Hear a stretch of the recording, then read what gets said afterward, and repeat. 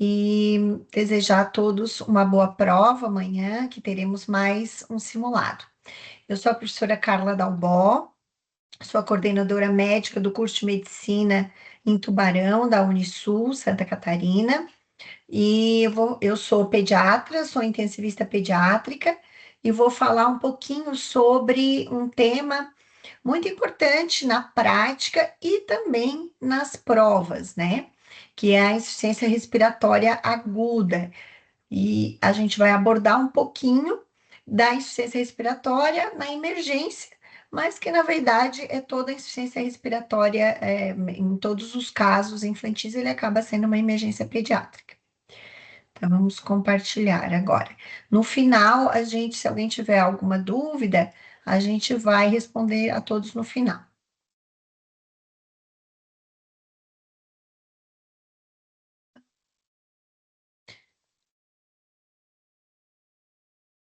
Então, vamos começar. A insuficiência respiratória aguda na emergência pediátrica. Opa,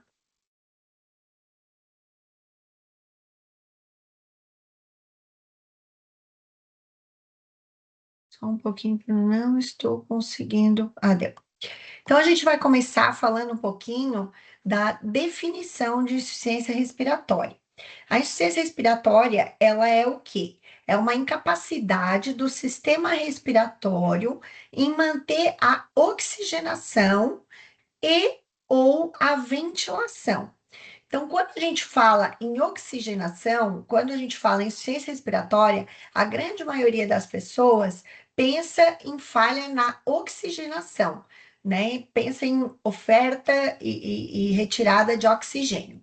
Só que quando a gente fala a palavra ventilação, a gente está falando em entrada de oxigênio e a saída do gás carbônico proveniente do metabolismo. Então, essa incapacidade do sistema respiratório em satisfazer as trocas, ela ocasiona falha no suprimento das demandas metabólicas do organismo. Então, é a incapacidade tanto na entrada do oxigênio, mas também a captação do CO2. A definição gasométrica é uma outra definição que tem sido usada, né? A gente trouxe aqui a definição de acordo com a gasometria, que é uma definição que está sendo muito utilizada pelas sociedades, pelos documentos científicos das sociedades. A gasometria, então, que a gente considera de insuficiência respiratória é PaCO2 menor que 60, desculpa, PO2 menor que 60, PaCO2 maior que 55, com saturação menor que 90%. Contudo, a gente não deve esperar uma alteração na gasometria arterial para considerar o paciente com insuficiência respiratória. Muitas vezes, quando ele está esse nível de hipóxia, a nível de a gasometria ter uma PO2 abaixo de 60, muitas vezes, clinicamente, ele já está insuficiente. Então, a gente tem que se atentar para a classificação clínica, para a definição clínica de insuficiência respiratória aguda e não necessariamente esperar uma alteração na gasometria para definir que esse paciente está com insuficiência respiratória aguda. As emergências respiratórias, então, elas são as causas mais frequentes de internação hospitalar e óbitos em crianças abaixo de 1 ano de idade. A gente tem, depois a gente vai falar um pouquinho das causas, né? A gente tem inúmeras causas de insuficiência respiratória aguda, mas as causas respiratórias, principalmente em pediatria, são as causas mais frequentes. E é muito importante a gente falar, quando a gente fala em insuficiência respiratória, em pronto-socorro infantil, a gente falar de reconhecimento precoce. Então, eu acho que a grande importância para vocês, alunos do internato, e para o médico que está se formando, é saber reconhecer quando esse paciente está em insuficiência respiratória aguda e tomar as medidas imediatas. Por quê? Porque só com o reconhecimento precoce que a gente vai conseguir fazer com que a parada respiratória ou a insuficiência respiratória se torne uma parada cardíaca. A grande maioria das causas em pediatria de parada cardíaca são consequentes à parada respiratória. Então, a gente tem que ter um alto índice de suspeita diagnóstica para o reconhecimento precoce do nosso paciente em insuficiência respiratória aguda. E a gente, então, deve o quê? Identificar quais elementos do sistema respiratório que se tornaram ineficientes. Então, a nossa insuficiência respiratória ocorreu por quê? Porque tem uma falha em sistema nervoso central, porque tem uma falha em via aérea superior, porque tem uma falha na parte pulmonar, porque tem uma falha muscular, né? Às vezes a gente tem um caso que a gente pode falar de, por exemplo, uma atrofia muscular espinhal, um paciente que tem uma doença neuromuscular, um síndrome de Guillain-Barré, uma distrofia muscular, enfim, há inúmeras causas que não são necessariamente pulmonares, mas que podem levar o paciente à insuficiência respiratória. Então, é muito importante quando a gente está avaliando esse paciente com sinais que podem estar nos dizendo que ele está insuficiente, já pensar em qual parte do sistema respiratório que pode estar a causa da insuficiência respiratória. A irreversibilidade do quadro e a prevenção de sequelas dependem desse reconhecimento precoce. Importante também, então, eu acredito que essa seja uma causa de confusão muito comum. O separar, diferenciar o que é desconforto respiratório do que é insuficiência respiratória. Então, o desconforto respiratório, quando a gente fala em desconforto respiratório, a gente está falando em sinais e sintomas, basicamente, né? Então, é aquele paciente que está taquipneico, depois a gente vai falar das causas, né, propriamente ditas, mas a gente vai falar daquele paciente que está com tiragem, seja intercostal, seja subcostal, com batimento de aleta nasal, com gemência, que é aquele barulho, né? Que o paciente está insuficiente, cansado, né? Eu sempre digo, paciente insuficiente respiratório é aquele paciente que acabou de praticar uma atividade física gigante, que fez uma academia, por exemplo, que subiu uma escadaria, que subiu um morro, uma montanha, né? Então, aquele paciente que está muito cansado, tá? Inicialmente, o paciente com desconforto respiratório, a saturação pode estar normal. Então, quando a gente fala em insuficiência respiratória, é a incapacidade de manter a oxigenação e ou a ventilação. Então, quando a gente está falando em insuficiência respiratória, depois a gente vai falar ainda em definição, que a gente fala em hipoxemia e hipercapnia, que isso é uma coisa que costuma, às vezes, cair em prova, né? A definição de insuficiência respiratória, se ela é hipoxêmica ou hipercápnica. Né? O que é a hipoxêmica, então? Como o nome diz, hipoxemia, aquela insuficiência respiratória que a gente já tem uma PO2 baixa na gasometria, que às vezes no desconforto respiratório a gente ainda não vai ter essa fase de hipoxemia. E também uma insuficiência respiratória que já vai se avançando, ela vai ter um aumento do CO2, que é o que a gente chama então da hipercapnia.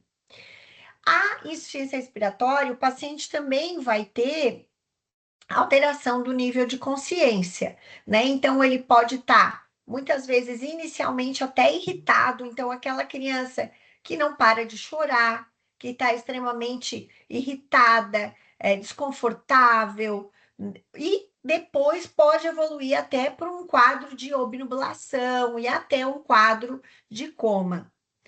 E, por fim, então, a gente tem a exaustão respiratória. Então, essas seriam as diferenças entre o desconforto respiratório e a insuficiência respiratória.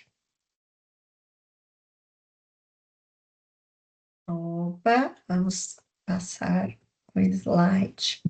Aqui é só um desenho de um alvéolo normal, em que a gente tem a unidade alveolar e o capilar perialveolar.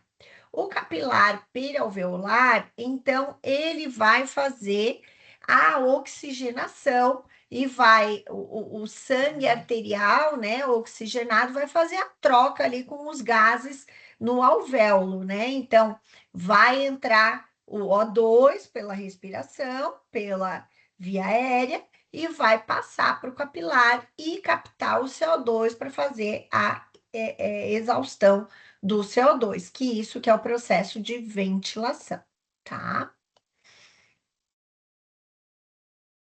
Vou falar um pouquinho, ainda antes de a gente chegar nas causas propriamente ditas no pronto-socorro infantil, vou falar um pouquinho das particularidades na criança que predispõe à insuficiência respiratória, né? Como eu falei no início, a insuficiência respiratória aguda na criança, as principais causas são respiratórias, né? Por quê? Então a gente sabe que a criança, ela tem um maior metabolismo e um maior consumo de oxigênio.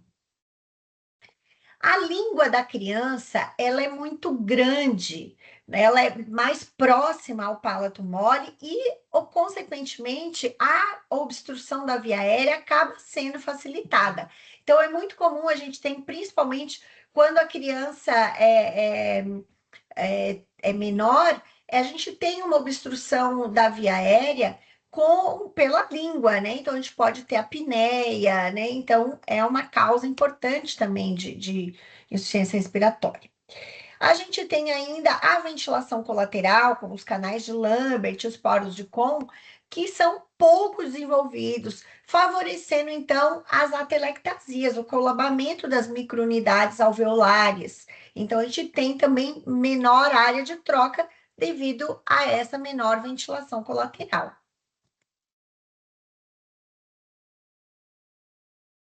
O diafragma da criança, ele é mais perpendicular ao tórax e a caixa torácica, ela é mais complacente, ou seja, ela é mais molinha. Então, a gente tem muitas vezes uma facilidade de incoordenação tóraco-abdominal, principalmente durante o sono. Ainda, a musculatura é menos desenvolvida e a frequência respiratória é mais elevada.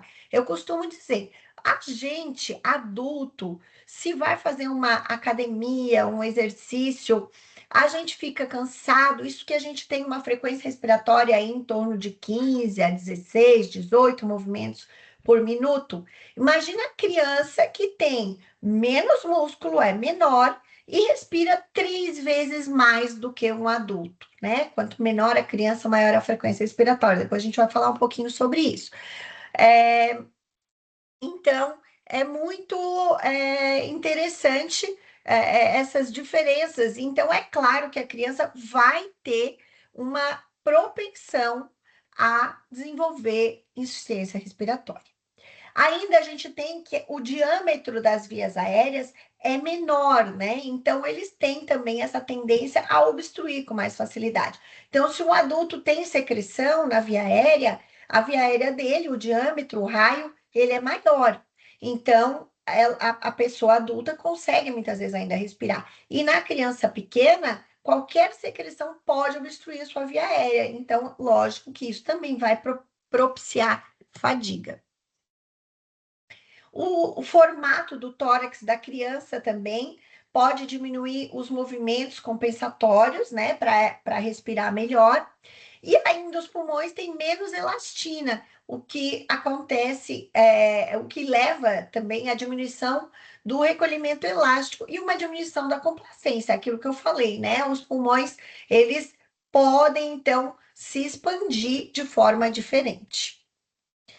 Bom, até aqui é particularidade anatômica, mas que é importante a gente entender, né? Para entender a insuficiência respiratória, por que que a criança é tão propensa à insuficiência respiratória. E aí, como eu falei no início, costuma muitas vezes, às vezes eles cobram essa classificação em prova, né? Então, a classificação na insuficiência respiratória, existem outras, eu vou falar, né? Pela localização anatômica, por exemplo, que pode ser alta, né? Dependendo se é a via aérea, laringe, epiglote, glote, né? Então, a gente chama de insuficiência respiratória alta, que a gente depois vai ver as causas, ou baixa, quando a gente fala da via aérea inferior. Mas essa classificação pela gasometria, que a gente chama em tipo 1 e tipo 2. Então, qual é a diferença? A tipo 1 a gente chama de hipoxêmica, que seria a insuficiência respiratória em que a gasometria, a PO2, já está baixa. Porém, o CO2 está normal, né? Isso quer dizer o quê? O paciente ainda está conseguindo eliminar o CO2. Então, ele está insuficiente para captar oxigênio, mas ainda está eliminando o CO2. Quando chega numa fase um pouco mais avançada, então a gente chama da tipo 2 ou hipercapnica, que quer dizer aquela insuficiência respiratória em que ele tem hipóxia, PO2 vai estar baixa, porém ele já está falhando em eliminar o CO2, e aí ele começa a ter hipercapnia. Então é a fase mais avançada da insuficiência respiratória aguda. A gente ainda tem a classificação pelo tipo de hipóxia, que a gente fala de hipóxia hipoxêmica, né? Parece um pouco óbvio, né? Porém, o que que a gente quer dizer com isso? A gente quer dizer que tem uma diminuição da PO2 no sangue arterial, quando a gente tem uma alteração da relação ventilação-perfusão, por exemplo, a pneumonia. O que que é isso? Então, é aquele paciente, por exemplo, uma criança com pneumonia. Eu gosto de dar um exemplo prático que é um pouco mais fácil de vocês entenderem, talvez. Uma criança com pneumonia ou uma criança afogada, que o pulmão está cheio de líquido, ou uma criança queimada, sofreu uma queimadura, que a via aérea está queimada, né? Então, o que acontece? A gente vai dar oxigênio para esse paciente, o oxigênio vai entrar lá na unidade alveolar, lembra daquele desenho lá que eu coloquei?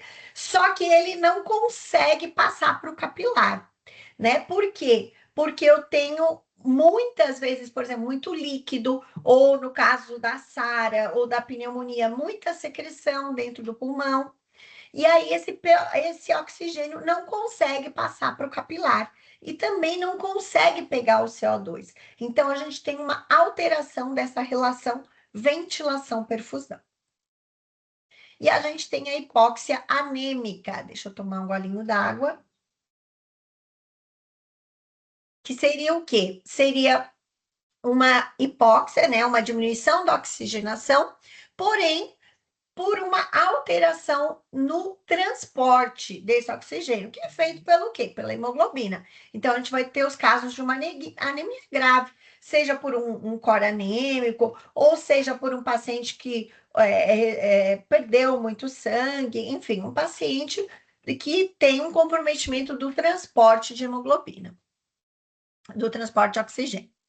A gente tem uma hipóxia circulatória, em que são os casos de choque, né? Então, a gente tem uma alteração da perfusão dos tecidos, então a gente chama de hipóxia circulatória, e ainda a hipóxia histotóxica, que seria a incapacidade da célula em metabolizar o oxigênio disponibilizado para ela. Então, até vai o oxigênio para a célula, só que a célula não consegue, por exemplo, numa intoxicação por cianeto, tá?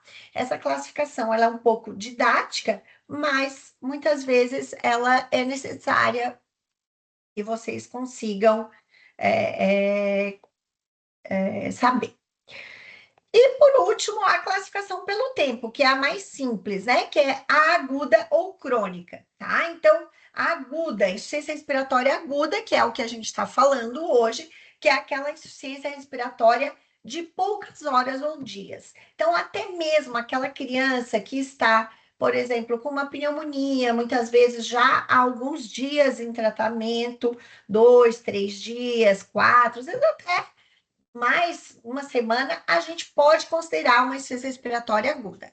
Quando a gente fala um paciente crônico, geralmente é aquele paciente que já tem uma compensação fisiológica gasométrica. O que é isso? Porque a gente sabe que na insuficiência respiratória aguda, a gasometria, muitas vezes, a gente vai ter uma acidose, o pH dela vai cair, porque a gente vai ter um acúmulo do CO2, a hipercapnia ali, né? E a hipóxia textual, que vai fazer a acidose metabólica. Geralmente, na insuficiência respiratória crônica, a gente pode ver uma alteração dos gases, principalmente o CO2 e o bicarbonato, né, que não é um gás, mas o pH já vai estar normal. Então, muitas vezes a gente vê aquele paciente com uma alcalose metabólica, né? Então, ele tem um CO2, por exemplo, um paciente com enfisema, um paciente com asma, né? Ele vai ter o quê? Um acúmulo de CO2 cronicamente. E a gente sabe que o organismo ele não vive em acidose. Então, o que o organismo faz? Ele começa a produzir bicarbonato para quê? Para manter o seu pH normal, né? Falando assim grosseiramente. Então, geralmente, quando a gente tem uma insuficiência respiratória crônica, a gasometria já vai estar compensada e o paciente ou pode ter policitemia para compensar a insuficiência respiratória.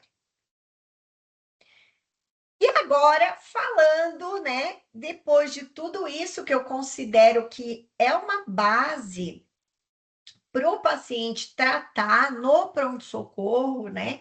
Então, o paciente precisa saber que esse paciente está em insuficiência, o médico precisa saber que o paciente está em insuficiência respiratória e identificar qual elemento, né? Então, agora sim, vamos falar um pouquinho das principais causas. Eu não vou aqui falar, não é uma aula voltada para as causas, porque cada uma delas a gente poderia dar uma aula especial, né? Somente de cada uma dessas causas. Mas então eu vou falar as principais, né? Então, lembra que a gente falou as causas, a anatomia, né? Então, eu gosto de falar de cima para baixo. Acho que eu vou passar esse slidezinho aqui, ó, em que eu falo de sistema nervoso central, né? A gente pensando anatomicamente, lá em cima a gente fala de sistema nervoso central. Então, o paciente que está, por exemplo, com uma diminuição do nível de consciência, por exemplo, por uma meningite, uma meningoencefalite, o paciente que sofreu um traumatismo crânioencefálico, um paciente com alguma causa de acidente vascular cerebral, né? Seja por uma ruptura de uma artéria, por uma malformação arteriovenosa, enfim, até uma depressão. Uma vez eu já atendi, né? Enfim, eu tenho inúmeros exemplos, mas eu gosto de dar exemplos.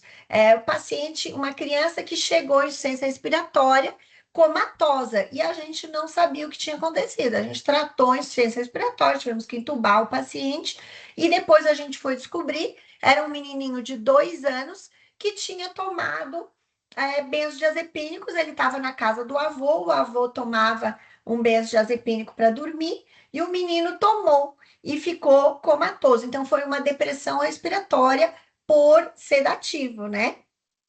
Então, é uma causa central também de insuficiência respiratória. Então, nem sempre as causas vão ser respiratórias, tá?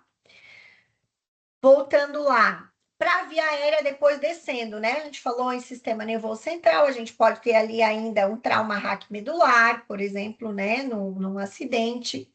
Via aérea superior. A via aérea superior, a gente tem uma das mais comuns, falando a CRUP ou a laringotraqueobronquite viral, que é aquela é aquela tosse de cachorro, né? Que é muito comum agora nessa época do ano. A criança vai chegar no pronto-socorro com um estridor inspiratório, uma tosse metálica, também chamada de tosse de cachorro, muito seca, e o barulho daquele guincho, que é o estridor inspiratório. Muitas vezes a mãe fala que a criança ficou rouca, e aí a gente vai ter a laringotraqueobronquite viral, também chamada de croup viral, tá? É uma causa importante de insuficiência respiratória de origem alta. O tratamento, falando só rapidamente, a gente usa corticóide, pode usar hoje em dia corticóide inalatório, pode fazer a nebulização de adrenalina, nos casos que a gente tem um pouco mais de insuficiência respiratória já moderada, para tentar diminuir o edema da via aérea e melhorar a insuficiência respiratória. O corpo estranho também é uma outra causa de insuficiência respiratória de origem alta, tá? Então, a aspiração de corpo estranho geralmente vai ter uma história muito característica, né? Então, às vezes, a mãe chega e diz: olha, a criança estava brincando, né? Ou pegou uma moeda, enfim, né? Hoje em dia quase nem se usa moeda porque ninguém mais tem dinheiro, mas até um pouco tempo atrás a gente tinha, né, a moeda como uma aspiração de corpo estranho. Tem uma história de uma menina já grande, até uma menina de 11 anos, para nós é uma menina grande, que estava brincando com uma boneca e colocou, e tá, sim, do nada, mordendo a orelhinha da boneca e começou a morder o brinquinho da boneca e broncoaspirou o brinquinho da boneca. E no broncoaspirar o brinquinho da boneca, né, ela fez uma aspiração, então engasgou, tossiu, a criança começa a ficar com falta de ar, o estridor inspiratório, então o estridor inspiratório, ele é muito característico da insuficiência respiratória alta, e aí no corpo estranho, a gente vai ter na ausculta uma sibilância unilateral, porque às vezes o corpo estranho vai se localizar em uma unidade alveolar, em um brônquio, enfim, né? Voltando para o caso dessa menininha, o brinquinho foi uma unidade alveolar e foi fazer broncoscopia, e no fazer a broncoscopia acabaram, não foi aqui esse caso, tá? Foi em outro lugar do Brasil, acabaram rompendo um capilar perialveolar e a criança teve uma hemorragia pulmonar maciça e acabou indo a óbito, né? Então, é muito complicado. Às vezes, o corpo estranho na entrada, né, ali na laringe, ele pode levar a insuficiência respiratória, mas também pode ter outras causas, outras complicações. Esse desenho eu não achei uma foto muito boa, né? Mas a mão no pescoço, ela é muito característica, então, do Ovascia chama, né? Que a gente chama, que é a obstrução da via aérea por corpo estranho, tá? Então, o paciente ele começa com uma falta de ar, aquela face de desconforto respiratório, né? E com a história. Falando, então, propriamente dito, da via aérea inferior, né? Que é uma das principais causas e as mais temidas de insuficiência respiratória aguda no pronto-socorro.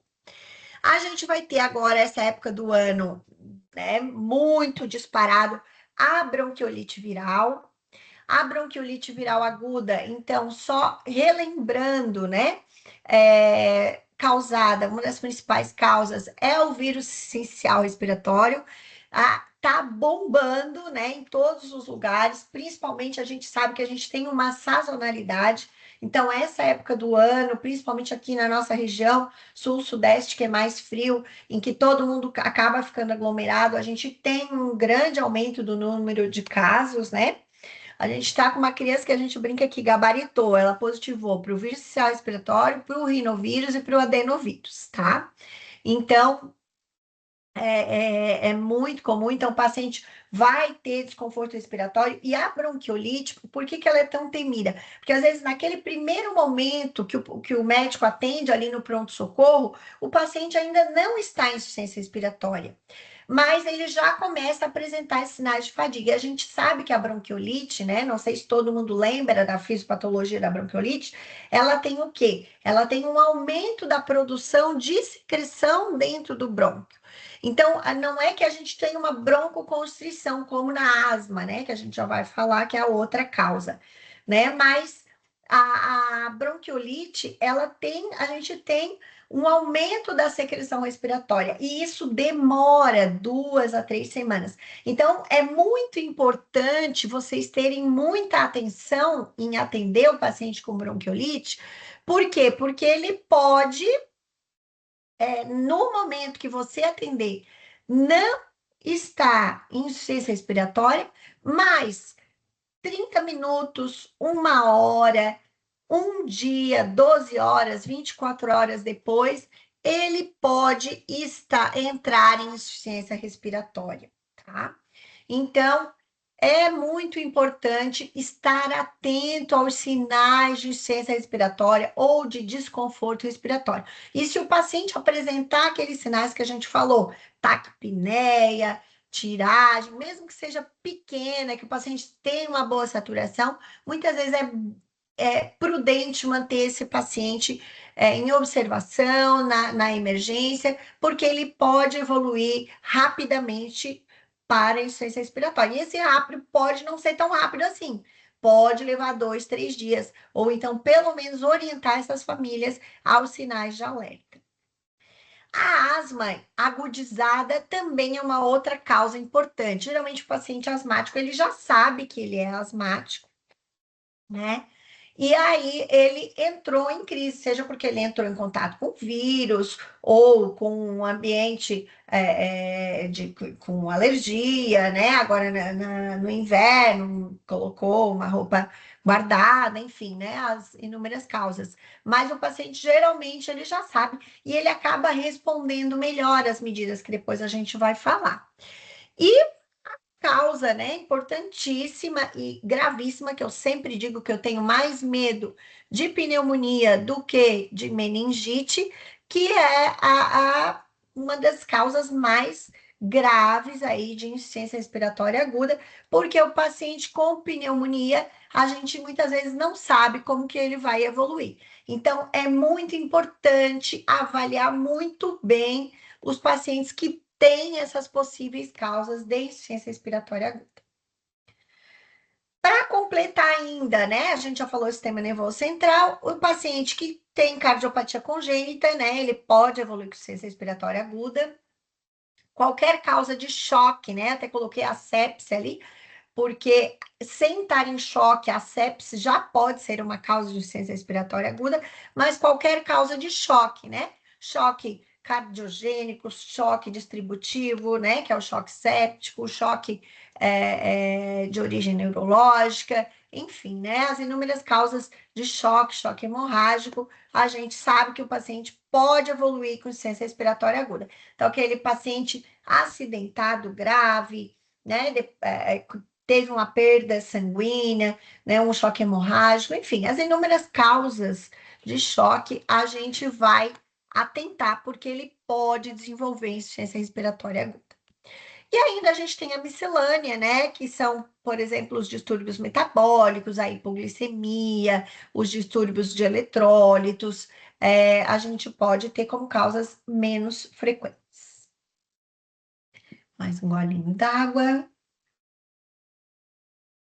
E agora, então, uma outra parte que eu considero assim importantíssima, que é o quadro clínico, né? Então, reconhecer o paciente que está insuficiente. Então, a gente sabe que a taquipneia, né? Eu coloquei aqui de primeira, por quê? Porque a taquipneia é o sinal mais precoce na insuficiência respiratória aguda, tá? E aqui eu acho importante a gente pontuar que vocês precisam, quando vocês vão avaliar, eu coloquei aqui uma tabelinha, acho que a aula está gravada, né? Depois, quem quiser revisitar essa aula, pode pegar os dados ali, tá?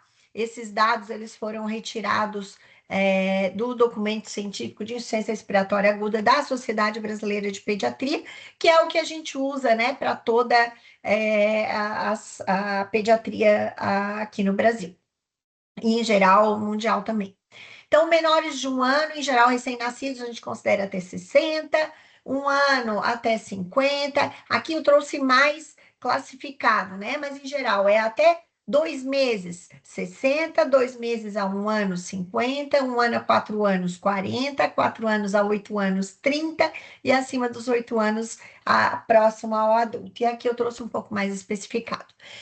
Mas aquilo que eu estava falando, a taquipneia é importante a gente afastar outras causas de taquipneia. Então, primeira coisa, paciente está com febre, então tem que baixar a febre para poder contar a frequência respiratória do paciente, tá? Paciente com febre, ele vai estar taquipneico, né? Então, claro, a menos que ele esteja insuficiente, com tiragem, cianose, queda de saturação, tu já vai atuar. Mas se não, tu vai dar um antitérmico, tu vai colocar compressa, tu vai tratar a febre do paciente, porque muitas vezes só tratando a febre tu vai melhorar a taquipneia.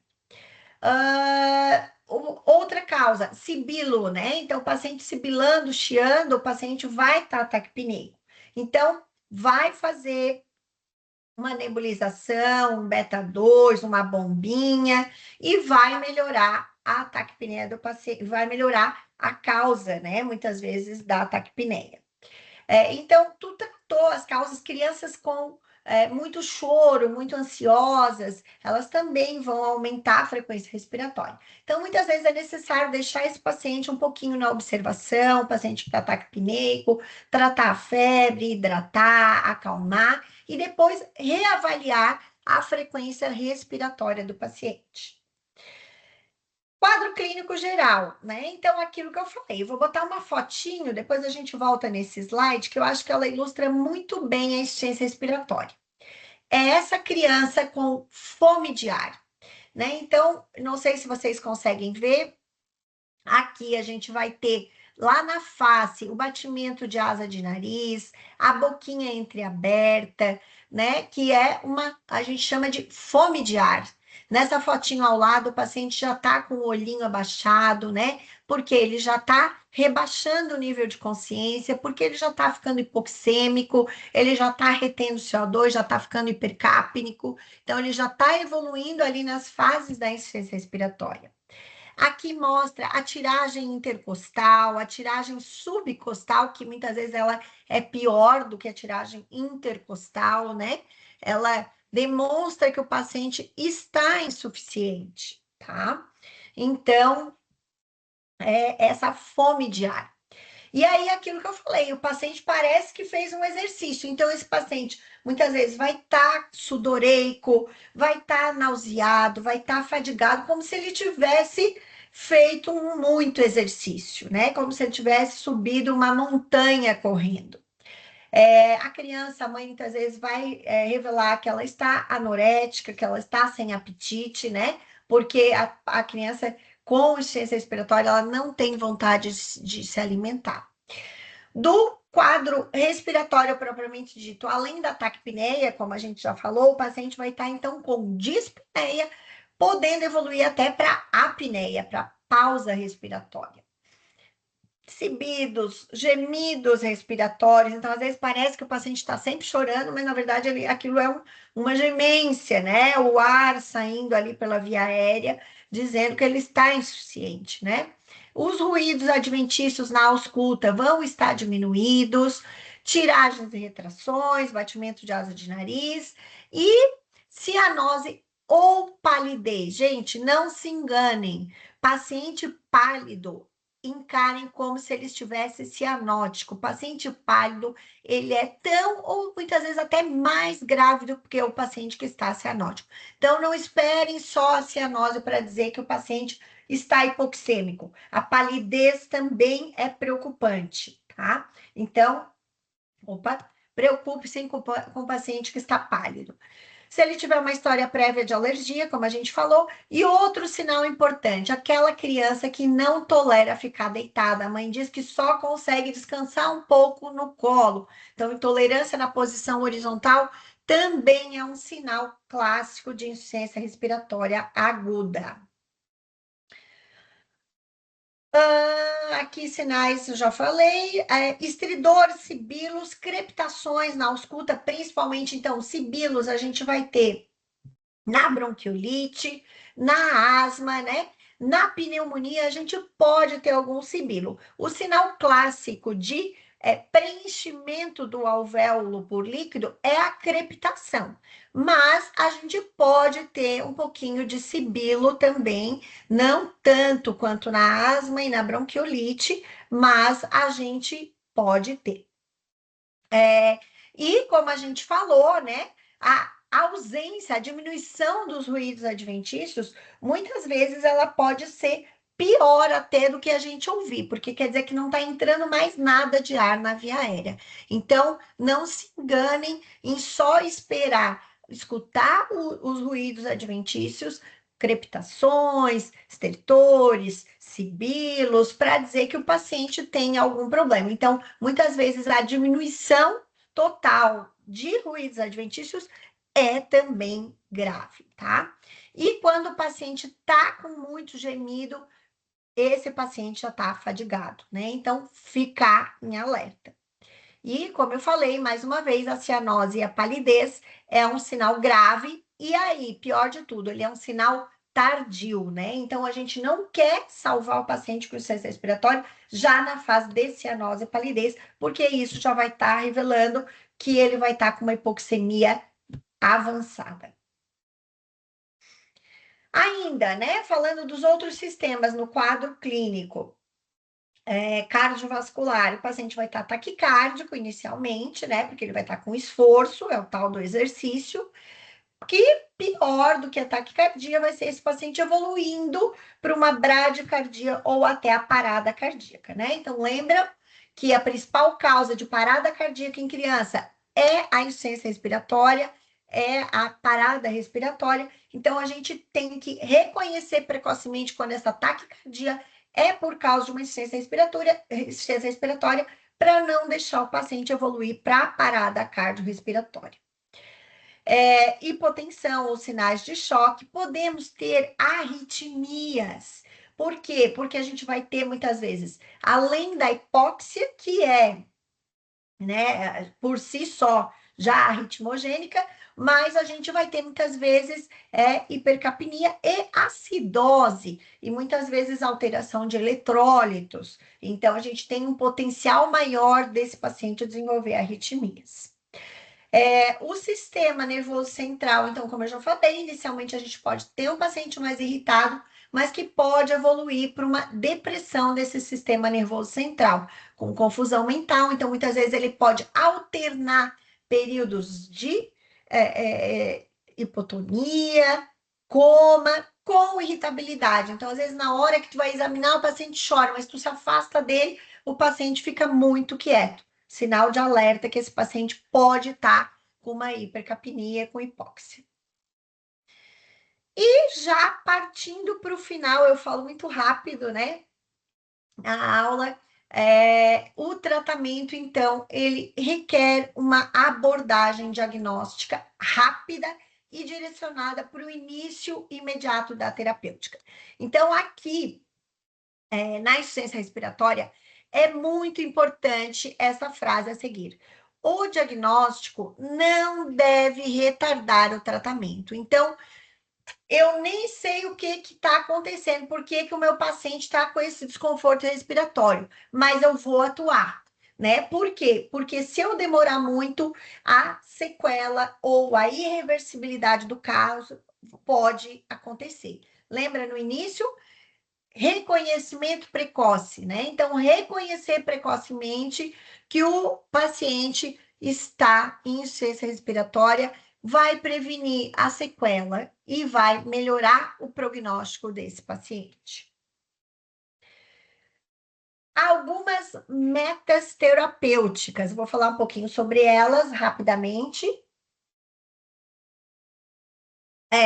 Primeiro, então, garantir que essa via aérea esteja patente, né, esteja livre. Então, a gente vai garantir que tem uma manutenção dessa via aérea superior aberta, oferecer o suporte respiratório, que depois a gente vai falar, que é propriamente dito a oxigenação e a ventilação, otimizar o suporte cardiovascular e tratar a doença de base. Pode ver que o tratamento da doença de base veio como última instância. Então, falando lá, né, da manter a via aérea superior. Então, desobstruir. Então, muitas vezes o paciente, eu trabalho em UTI, né?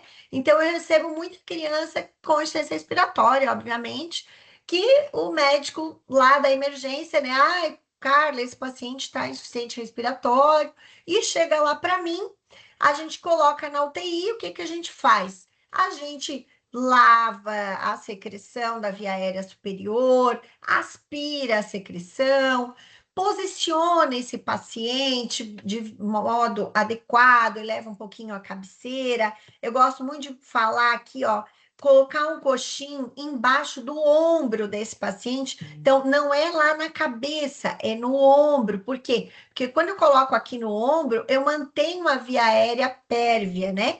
Quando eu não coloco, a criança, vejam nessa foto, ela dobra o pescocinho e isso acaba dobrando a via aérea dela. Lembra que a gente falou que é tudo molinho, né? Principalmente quanto menor a criança.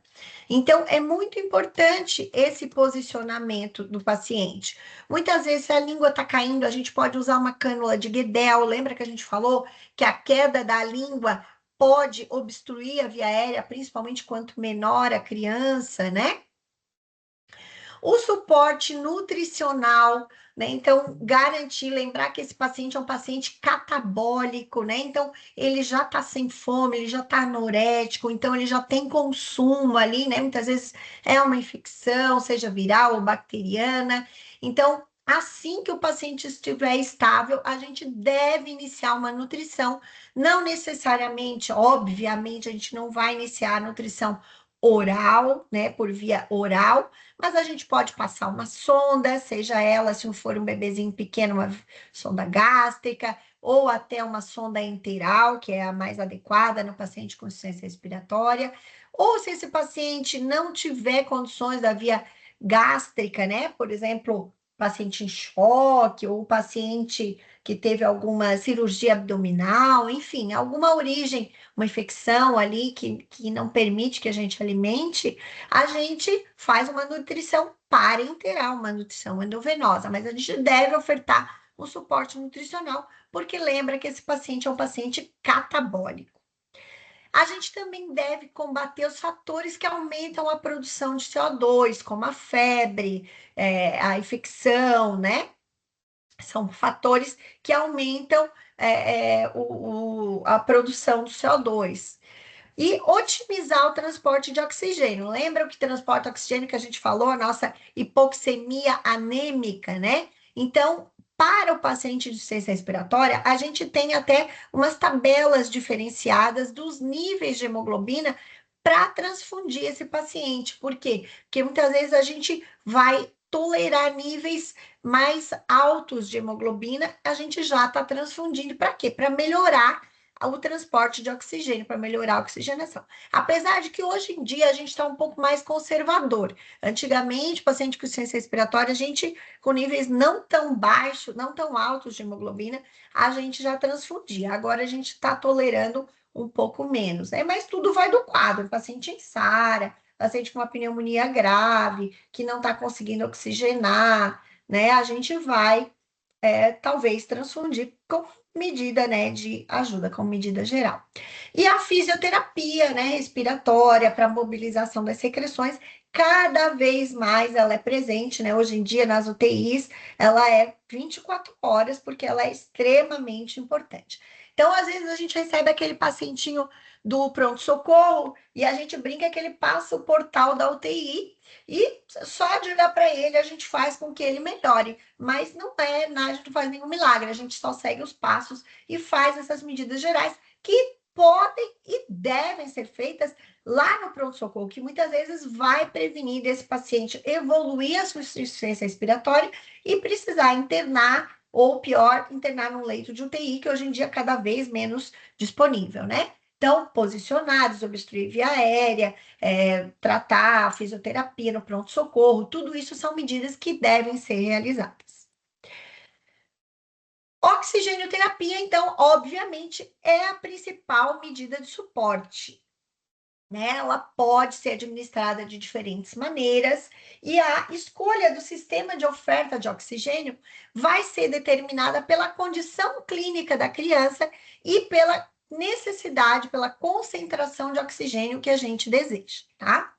Então, eu trouxe aqui, a gente divide basicamente em dispositivos de baixo fluxo, dispositivos de alto fluxo, a cânula nasal de alto fluxo, que a gente chama de KNAF, que na verdade não deixa de ser um dispositivo de alto fluxo, e a ventilação mecânica, seja ela invasiva ou não invasiva. Então, só falando aqui rapidamente dos dispositivos de baixo fluxo, a gente tem o catéter e as máscaras, né, de oferta de oxigênio. Então, aqui a gente tem os fluxos, né, que a gente tem que colocar a quantidade de oxigênio para a quantidade de FI que a gente vai conseguir ofertar. Vejam que a máscara não reinalante, a gente consegue ofertar 90%, até 90% de oxigênio, de FiO2, gente. Então, muito cuidado, por quê? Porque tu vai estar dando muito oxigênio para o paciente. Então, às vezes, o paciente está saturando 93, 94, 92, não está tão ruim, mas tu vai ver, ele está com 15 litros de oxigênio numa máscara não reinalante. E aí tu vai coletar uma gasometria, ele está com uma PO2 de 50 e uma PCO2 elevada. Gente, ele já está em insuficiência respiratória. Então, tu precisa mudar a tua modalidade de tratamento, né? Então, tu vai subir a escadinha, que a gente diz, né? Então, sair do dispositivo de baixo fluxo para talvez um dispositivo de alto fluxo ou até algo a mais. O dispositivo de alto fluxo, a gente tem a máscara de Venturi, que a gente consegue saber quanto de FI de O2 que a gente está dando, e o capacete de oxigênio, também chamado aqui no sul, aqui a gente chama de campânula, né? Tem gente que chama de capuz de UD também, que não é muito mais usado, né? Mas em alguns lugares, ainda sem muitos recursos, ou até com muitos recursos, tem gente que ainda usa um pouquinho, né? Não em UTI, mas às vezes no pronto-socorro pode ser usado sim, tá?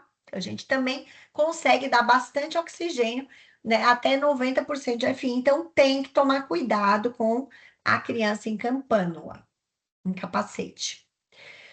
A cânula nasal de alto fluxo, o KNAF. Então, o KNAF cada vez mais tem sido um sistema de oferta de oxigênio muito bom, muito utilizado.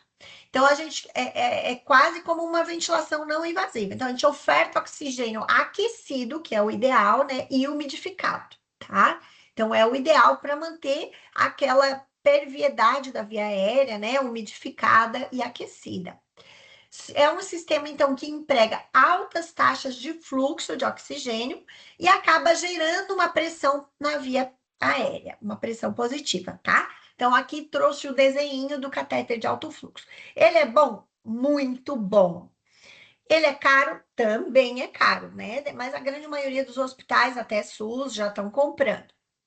Qual que é o problema do catéter nasal de alto fluxo? É que ele pode retardar o uso de uma ventilação mecânica. Então, às vezes, o paciente está ali no catéter de alto fluxo, mantendo uma saturação boa, e passa da hora de levar esse paciente para ventilação mecânica.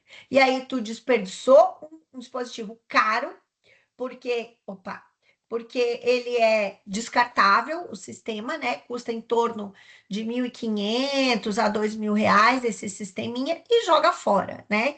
Então, dependendo do lugar onde se trabalha, tu pode não ter disponível e ou tu pode ter né, dificuldade em utilizar. Então, ele tem que ser muito bem indicado, tá? Para também não deixar passar o paciente com insuficiência respiratória e está ali no catéter de alto fluxo, já fazendo hipercapnia e hipóxia. E a ventilação, né, mecânica, que ela pode ser invasiva ou não invasiva. Nas crianças menores, né, ou até nas maiores, a gente consegue fazer o CPAP e o BIPAP. Qual que é a diferença, né? Então, eu vou botar uma fotinho aqui do sistema do CPAP ou do BIPAP. Então, a gente tem essa prongazinha aqui no nariz, tá? Esses dois entradinhas, elas encaixam ali na narina, então tem que ter um tamanho adequado, que não pode ser muito pequeno, porque senão tu não gera fluxo, mas também não muito grande, para não machucar o nariz. Isso é de silicone. E tu vai ligar num respirador. Pode ser, existe o sistema em selo d'água do CPAP daí, né? A diferença de CPAP e BIPAP é que o CPAP a gente consegue dar só um nível de pressão, que é a pressão expiratória positiva no final da expiração. E o BIPAP tu dá tanto pressão ins quanto a pressão ex, tá? Então é quase como tu entubar o paciente, só que tu dá o respirador não através do tubo, mas através dessa interface, que pode ser a máscara ou a pronga. Esse caninho é o que a gente chama de pronga nasal, mas ainda existe a máscara nasal, que deve cobrir boca e nariz da criança. O sucesso também da aplicação da ventilação não invasiva depende, assim como o catéter de alto fluxo, a seleção adequada do paciente e o momento ideal para o seu início, né? Então, a gente não pode nem botar muito precocemente, mas também não tardiamente, porque senão a gente não vai ter uma boa resposta.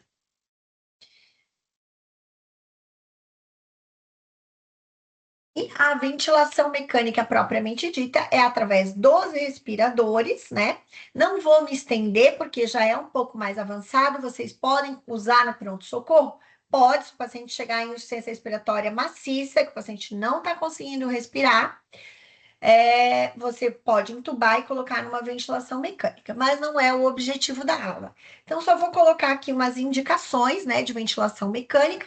Então, o paciente que está hipoventilando ou está fazendo apneia, então não vai adiantar tu colocar nem nos sistemas de baixo fluxo, nem de alto fluxo, nem na ventilação não invasiva.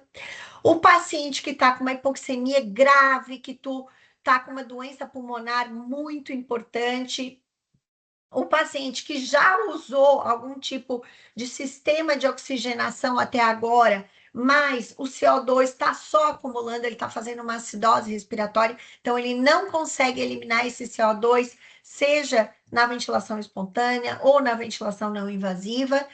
E então tu vai dar a ventilação pulmonar mecânica através do tubo, né? Quando a gente está falando ventilação invasiva aqui, porque é o método que a gente chama de lavar o CO2 desse pulmão. Quando a gente tem uma perda da integridade mecânica do sistema respiratório, então um pneumotórax, um trauma torácico, né, enfim, e também na disfunção cardiovascular, como a gente já falou, há o choque, né? Independente da causa, se seja séptico, hemorrágico, neurogênico, cardiogênico, ele é uma indicação de colocar o paciente em ventilação mecânica. E aí, uma outra meta do nosso tratamento, né, que a gente falou, otimizar o suporte cardiovascular. Então, qualquer dispositivo de pressão que a gente usa no nosso paciente, ele diminui o retorno venoso, tá? Então, seja a ventilação não invasiva ou a ventilação invasiva, mecânica, a gente pode diminuir o débito cardíaco, porque a gente vai gerar uma pressão intratorácica, e aí o débito cardíaco do paciente vai diminuir. E aí está um grande desafio. Por quê? Porque o emergencista, ele vai ficar preocupado que esse paciente não está se alimentando, muitas vezes o paciente vai estar em choque, e ele vai fazer uma fluidoterapia, né? E aí ele vai pensar, está em ventilação, vai ter uma diminuição do retorno venoso, eu vou ter uma diminuição de débito cardíaco. E às vezes dá muito volume. Só que é um desafio muito grande no tratamento da insuficiência respiratória, manter esse equilíbrio na fluidoterapia. Por quê? Porque o excesso de líquido, gente, não se engana, o líquido, ele não fica dentro do vaso e ele extravasa para o extravascular, então ele vai para os tecidos e ele vai para o pulmão. Então, aquele paciente que já está em insuficiência respiratória aguda, ele vai ter uma piora do prognóstico na evolução na insuficiência respiratória aguda. Então, muito cuidado lá no pronto-socorro quando você vai dar volume para o paciente, principalmente se ele está em insuficiência respiratória aguda. tá? A menos que seja, claro, um choque hemorrágico, né? Mas os outros cada vez mais, né? Até uma aula que eu dou, tratamento de choque, né? A gente tá tendo os guidelines, estão pedindo na emergência cuidado com a fluidoterapia. Por quê? Justamente por isso, porque o excesso de fluidos, ele pode piorar o prognóstico do paciente, não só da evolução da insuficiência respiratória, mas do paciente como um todo. E, por fim, o tratamento da causa, né? Então, ele é óbvio que ele é prioritário, né? Algumas causas podem ser tratadas e acabam com a insuficiência respiratória.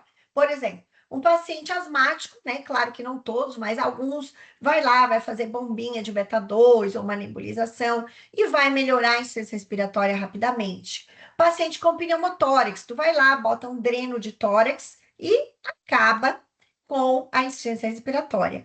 O paciente com obstrução alta de via aérea, tu vai lá, faz uma nebulização com adrenalina, ou se for um corpo estranho, né? Tira e acaba. Então, algumas causas podem ser tratadas especificamente com uma resolução rápida. Porém, a grande maioria a gente vai ter que tratar a causa base, né? Seja a pneumonia, a bronquiolite, a croup, né? Enfim, as diversas causas que a gente falou. Então, dependendo do tempo que o médico lá no pronto-socorro fica com esse paciente com insuficiência respiratória, ele já vai, né, ter que iniciar uma primeira dose de antibiótico, um corticoide, né? Enfim, tomar uma medida de acordo com a causa da insuficiência respiratória. Eu gosto sempre de falar isso, né? Tá trabalhando? Olha o paciente, né? Então, olha o tórax, vê se tá com desconforto respiratório, olha a cor, tá corado, olha a perfusão, escuta, vê se tem gemido, olha o teu monitor, sente o pulso do paciente, a oximetria, se tiver capnografia, óbvio que a maioria dos pronto-socorros não vai ter capnografia, mas se tu tiver num hospital muito avançado, olha a capnografia, faz um raio-x de tórax se tu tiver a oportunidade. Se o paciente estiver em ventilação lá no pronto-socorro, né, numa sala vermelha, olha, não desliga os alarmes, ajusta os alarmes, olha as pressões.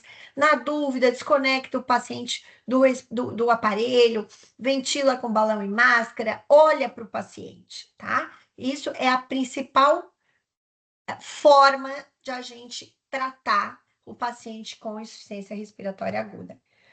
Paciente após a intubação. Isso aqui é um mnemônico que a gente usa no PAUS, né? No Pediatric Advanced Life Support. Então, é o DOP. Primeira coisa a pensar, deslocamento do tubo, tá? Então, o paciente estubou ou o tubo aprofundou, né? Tá fora do lugar. O paciente estava tudo bem, piorou, o tubo está no lugar, obstruiu, aspira, vê se não tem secreção. Se não é nada disso, pensa que esse paciente pode ter feito um pneumotórax. E por último, pode ser falha do equipamento, tá? Então, sempre o paciente entubadinho pensa nisso, tá? Algumas pérolazinhas, né? Só uns lembretezinhos para o Enamed, não só para o Enamed, né? Mas para vida, né? Então, reforçando, taquipneia, sinal mais precoce de insuficiência respiratória. Bradipneia, o paciente que não está mais taquipneico, é um sinal de exaustão, né? Em criança com esforço respiratório. Hipoxemia isolada, insuficiência respiratória tipo 1. Hipoxemia com hipercapnia, insuficiência respiratória tipo 2. O tórax silencioso na asma, principalmente um sinal de extrema gravidade. Estridor via aérea superior. Saturação persistente, abaixo de 90, 92, indica gravidade. E na pediatria, mais uma vez falando, a criança, a parada cardiorrespiratória na criança, ela é, a maioria das vezes, consequente a uma parada respiratória ou a uma insuficiência respiratória. Então, muita atenção aos sinais de insuficiência respiratória antes de eles estarem lá no final, no pré-parada cardíaca ou na própria parada cardíaca. A meta, então, é o quê? Devolver esse paciente com insuficiência respiratória à sociedade em condições plenas de produção, com o mínimo de sequelas físicas ou psicológicas. Sempre deve ser o objetivo a ser alcançado. E é isso, gente. Muito obrigada pela atenção.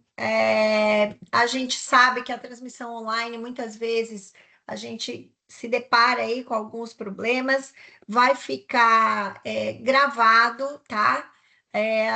Eu vi que não tinha para os alunos aqui de Tubarão, tinha um link de presença, agora que foi enviado, tá? Mas o importante é que vocês tenham recebido as mensagens que a gente passou por aqui, ok?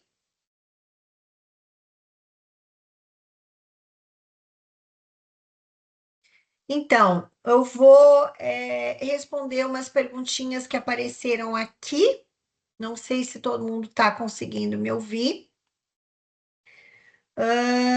Um perguntou: existe uma faixa etária para optar pela cânula?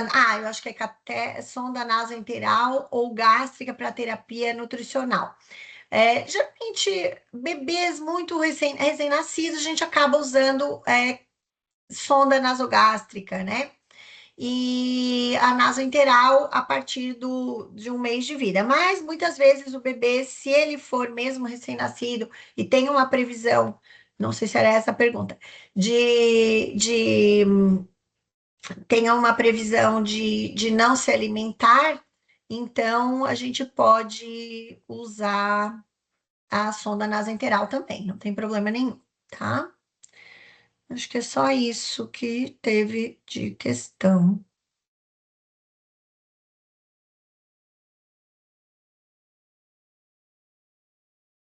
Certo, gente? Dá boa noite, uma boa sorte na prova amanhã e boas férias para quem já está entrando de recesso. E é isso aí. Muito obrigada.